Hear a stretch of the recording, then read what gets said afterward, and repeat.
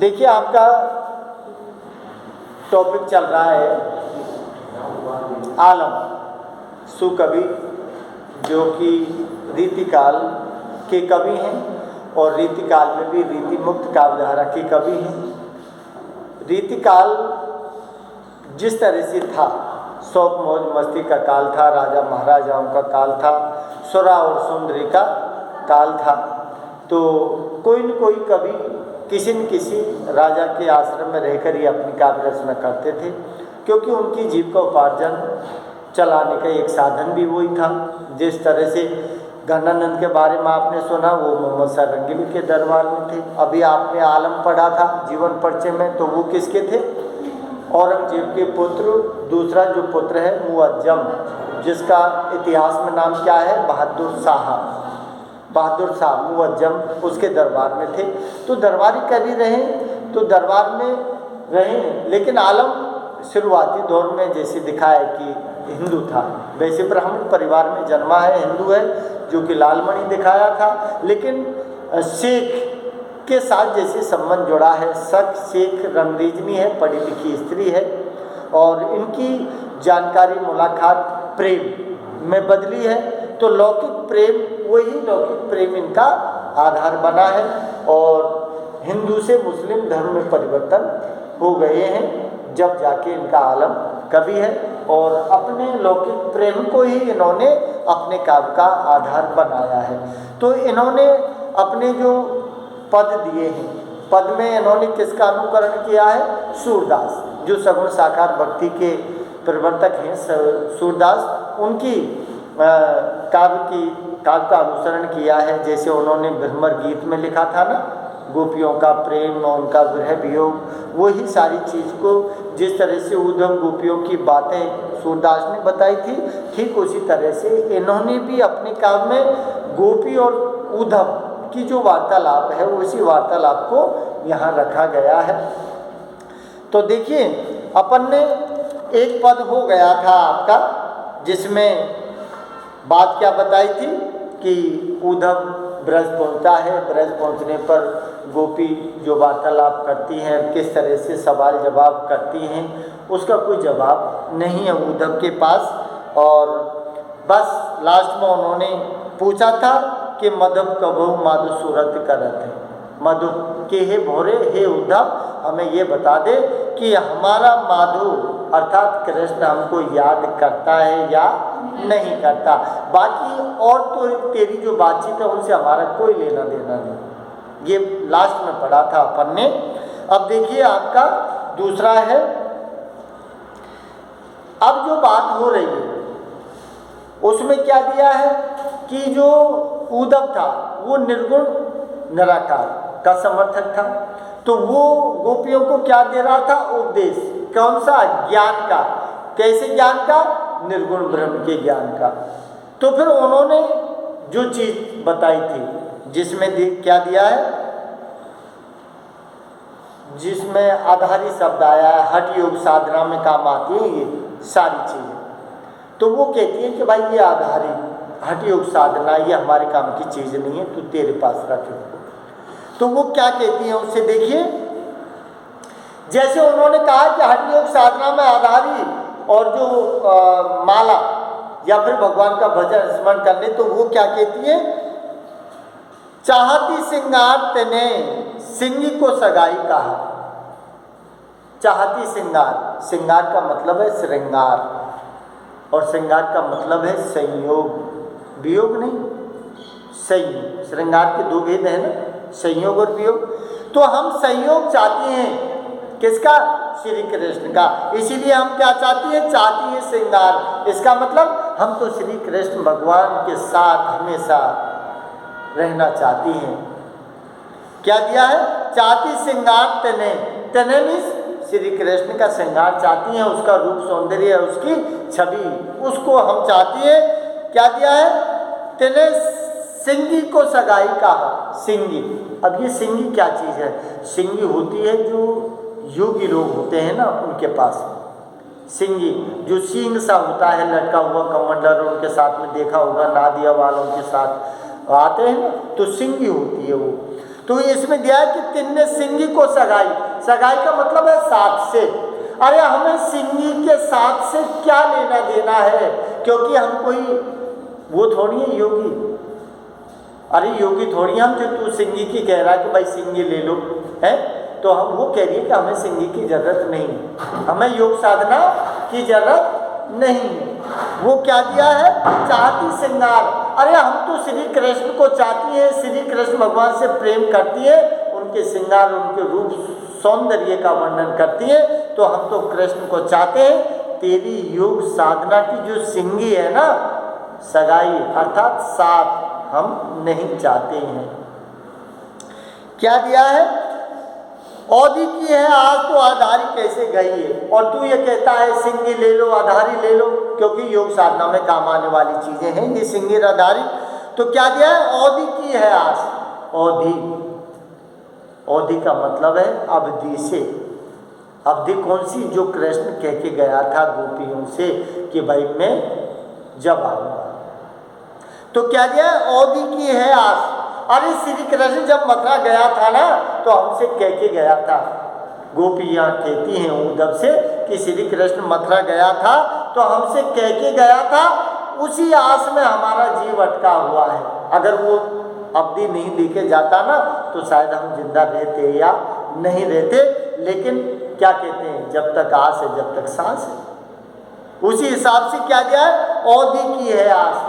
अरे जो श्री कृष्ण अवधि, औधी मीन्स अवधि, समय देके गया था हमको, उसकी आस में हमारा जीव अटका हुआ है। क्या दिया है, तो तव, तव क्या दिया है, आधारी कैसे सही है। अब तू ही बता कि श्री कृष्ण हमको समय देके गया है, समय उस समय पर आएगा तो हम तेरे आधारी, आधारी कैसे सही है। सही का मतलब है सहन करना, अर्थात तेरी योग साधना की जो तू बातें कर रहा है ना, सिंगी की आधारी की, उसको हम कैसे धारण करें। आधारी होती है जैसे भजन ध्यान करते हैं ना, तो ये खोरनी के नीचे देखा होगा आपने बाबा जी के पास, खोरनी के नीचे यूँ रखे रहती है, वो आधारी होती है। तो इसीलिए उन्होंने क्या दिया है, आधारी कैसे सही है, अर्थात सिंगी और आधारी जो हैं योग साधना के, उनको हमसे कोई मतलब नहीं है। हम तो किस में जी रहे हैं, कि जो एक आस में जी रहे हैं कि जो समय देके गया है ना कृष्ण, उस पर एक दिन वो निश्चित आएगा। तो न तो हमें तेरी सिंगी चाहिए और न तेरी आधारी चाहिए, हमें तो हमारा कृष्ण चाहिए। क्या कहती हैं, विरह आगाध ताह शून्य की समाधि कौन। विरह आगाध ताह, ताह माने वहाँ। अरे भाई क्या दिया, विरह आगाध। अरे हम जितनी भी गोपियां हैं, कहाँ की, वृंदावन मथुरा की जो है, बरसाने वृंदावन की जितनी भी गोपियां हैं ना, वो किस में डूबी हुई है, विरह आगाध। विरह आगाध का मतलब है विरह वियोग के समुद्र में डूबी हुई हैं। क्या दिया है, विरह आगाध, कि हम सारी जो गोपियां हैं वृंदावन की, वो सारी विरह वियोग के आघात में डूबी हुई है। शून्य की समाधि। अब तू ही बता कि हम हमारी श्री कृष्ण से प्रेम किया है उसका कलेश करें या फिर तेरी शून्य की समाधि लगाए।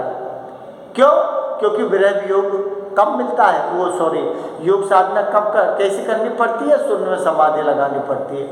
और आँखें मीच लो और बैठ जाओ, रात दिन बजते रहो, तो हम पे तो ना बज जाए। आँखें मीच पड़े रहो और बजो, ये कौन सा बात है, हम तो ना करें यह काम, क्योंकि हमारा कृष्ण तो ऐसा है ही नहीं। तू जो भक्ति करने को क्या दिया है, शून्य को समाधि कौन। अरे जो शून्य की समाधि है, शून्य का मतलब है ब्रह्म से।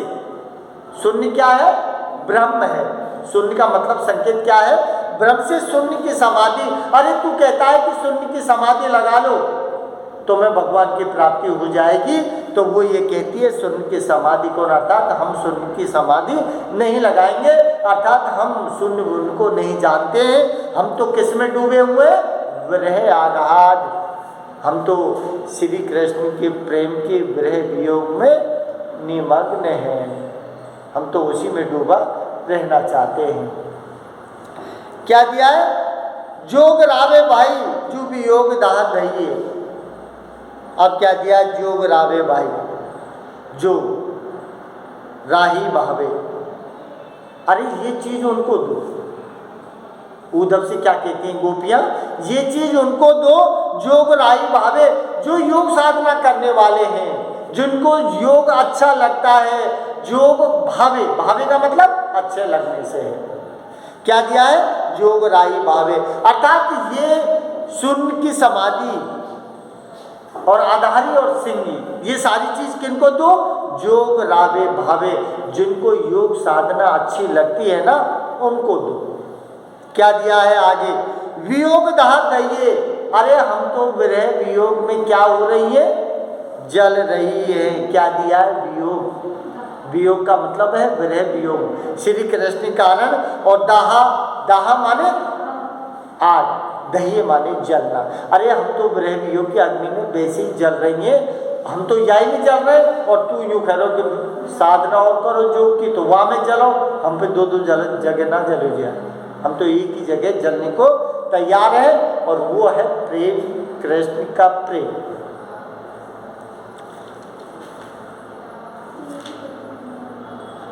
अब देखिए आगे क्या दिया है? शेख कहे मैन मुद्रा मोहन जो लाए बन।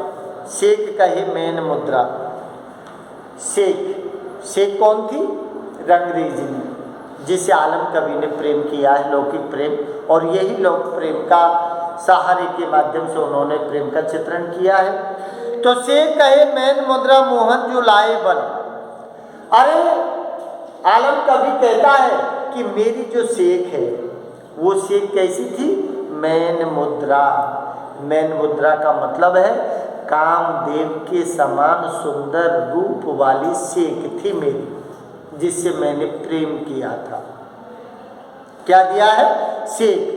शेख कौन है? आलम की पत्नी। तो कहे मैन मुद्रा मोहन, मोहन का मतलब श्री कृष्ण। अरे श्री कृष्ण भगवान के सुंदर रूप वाली, कामदेव से भी सुंदर रूप वाली कौन थी? शेख जो लावे बन। इसका मतलब कि ठीक उसी प्रकार कौन कहती है? गोपियाँ कहती है कि हमारा मोहन हमारे लिए क्या था? कामदेव के समान सुंदर रूप वाला था। तो उसकी रूप छवि जैसे आलम के मन में शेख की रूप छवि छपी है ना, ऐसे ही गोपियाँ कहती है कि हमारे मन में भी मोहन की रूप छवि सुंदरता समा गई है, हमें और कोई अच्छा नहीं लगता है। क्या लाया है? मुद्रा लाओ कानन सुनिए सूल सही। मुद्रा लाओ, मुद्रा लाओ कानन। अभी मुद्रा लाओ कानन का मतलब है, कानन का मतलब है कान से, काननी, कान। मुद्रा का मतलब कानों को छेदना। अरे सिंगी बता दी, अदारी बता दी, और कानों को छेद दो। बाबा जी के कानों में देखे होंगे आपने, कुंडल बड़े बड़े लकड़ियान के कैसे कैसे पहनते हैं, तो ये मुद्रा है कानन। क्या दिया? मुद्रा लाओ कानन सुने ये सूल सही है। अरे देखिए गोपियाँ क्या कहती है? तेरी सिंगाई, मतलब जो दिया था, है ना, और क्या दिया है? आधारी और मुद्रा। ये सिंगी, आधारी, मुद्रा ये हम नहीं सहन कर सकती, क्योंकि हम कौन है? हम स्त्री हैं, औरत हैं, अबला हैं। तो सुन ई सूल सही है, ये सारी चीज जिसमें दिया है सिंगारी और आधारी और मुद्रा, ये हमारे लिए क्या है? सूल, कानन। अर्थात हमारे जो तू इन बातों को कह रहा है ना, ये सारी बातें हमारे लिए क्या लग रही हैं? कांटों के समान चुभ रही हैं। क्या दिया है इसमें? सुने ये सूल सही है। सही का मतलब सहन कर रही है, सूल के समान, सूल माने कांटे के समान इन सारी बातों को हमारे कान सहन कर रहे हैं। इसलिए हाथ जोड़ निवेदन है, तेरी जो दिया है आधारी है, सिंगी है, नहीं क्या, और ये मुद्रा है, सब चीज़ों को दूर रखो हमसे। क्या दिया है? लागे लागे न कहूँ जो बैरी नीरो हो। लागे लग न कहूँ, अरे कम से कम कुछ अच्छी बात कर, हमारे कृष्ण के रामा श्यामा वाली बात कर, कुशल क्षेम वाली बात कर। उसने कुछ क्या है कहा है हमारे विषय में, उसकी बात कर है। जब तो हमें अच्छा लगे, और तू तो आयो और तेने तो चिट्ठी पकड़ा दी और कह दी कृष्ण ने संदेश भेजो, और संदेश में भी क्या कह दिया कि निर्गुण भूल गो था मैं कृष्ण, थम भूलो कृष्ण, तो वो तो वैसी पागल हो गई। तो क्या है, लागे लागे नैकव कहूँ जो बैरी नीरव हो, लागे लागे नैकव। अरे कहीं थोड़ी बहुत अच्छी बात तो कर तू उद्धव, कि लागे लागे नैकव कहूँ जो बैरी नीरव हो। ये जो दिया है, जो बैरी नीरव हो, कि जो तू कर रहा है ना वैसा तो कोई दुश्मन भी नहीं करता, कि हमारे मन में कृष्ण बसा है उसको तो निकालना चाहता है और उसकी जगह तेरी निर्गुण ब्रह्म के ज्ञान को देना चाहता है। तो क्या दिया है, बैरी नीरो हो, बैरी माने दुश्मन, कि ऐसा तो कोई दुश्मन भी नहीं करता है। क्या दिया, लागे लगने कहूँ। अरे थोड़ा बहुत लागे लगने कहूँ का मतलब है कि थोड़ा बहुत हमारी तरफ तो दे, कि हम अबला हैं, स्त्री हैं, कोई आदमी नहीं है। तो ऐसा काम मत करे जैसे हमारा कोई दुश्मन। क्या दिया है, ऊदो येते बीज को बेचारी बात कहिए। ऊदो येते, ऊदो से कहती है कि हे उद्धव एते बीज को विचार। अरे थोड़ा सा विचार करके देख, तू किससे बात कर रहा है, कहाँ कर रहा है और किस चीज़ के विषय में बात कर रहा है। अरे हम कोई बाबा जी होते जब तो तू योग साधना की बात कर ले तो और हम उसको मान लेती, लेकिन तू सोच विचार के बात कर कि तू क्या कह रहा है, कहाँ खड़ा है, किससे कह रहा है। तो ये क्या दिया, ऊदो येते बीज की विचार बात कहिए, कि हे उद्धव कि हमें निवेदन है तेरे से कि जो तू बात कह रहा है ना हमसे निर्गुण ब्रह्म के ज्ञान की, इसको अपनाने की, तो क्या दिया है, बीज की विचार बात कहिए। अरे तू विचार करके देख कि हमारे लिए योग साधना ठीक है या नहीं है, क्योंकि हमारे लिए ठीक नहीं है। हम तो कृष्ण के उपासक हैं, सगुण साकार की उपासक हैं, तो सगुण साकार अर्थात श्री कृष्ण को ही हम भज सकते हैं, तेरे निर्गुण ब्रह्म को हम नहीं भज सकते हैं। इस तरह से उन्होंने श्री कृष्ण को अपने बात जो योग साधना हठ पद्धति है उसके सारे जो सिंगी आधारी है, मुद्रा है, सारी चीज़ों को लेने से मना कर दिया है और सोच समझकर बात करने की ओर इशारा किया। समझ आई बात?